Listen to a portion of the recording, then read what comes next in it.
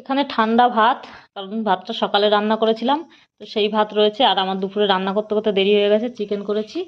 আর এখানে ভাজা আছে, কি ভাজা এটা? পেঁয়াজ কালি, আলু, আর আর কি জানো, হ্যাঁ মটরশুঁটি আছে। তো এইখানে হচ্ছে এই যে পেঁয়াজ কালুই, আলু আর মটরশুঁটি ভাজা। আর এই যে প্রেশার কুকারে সে মাংস হয়েছে। তো প্রেশার কুকারটা এখনো খুলিনি, এখনো বেরোচ্ছে। চলো প্রেশার কুকারটা খোলা যাক, দেখি প্রেশার কুকারে কি পরে হয়েছে।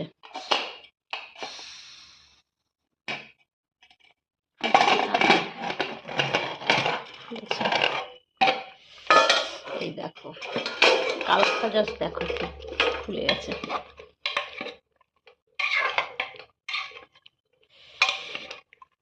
খাসির মাংসের মতো লাগছে পুরো দেখতে, কিন্তু হবে না খেতে।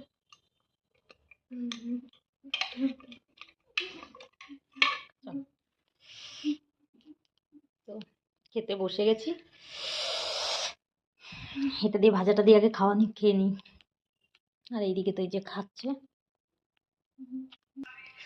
তো তুলে নিই।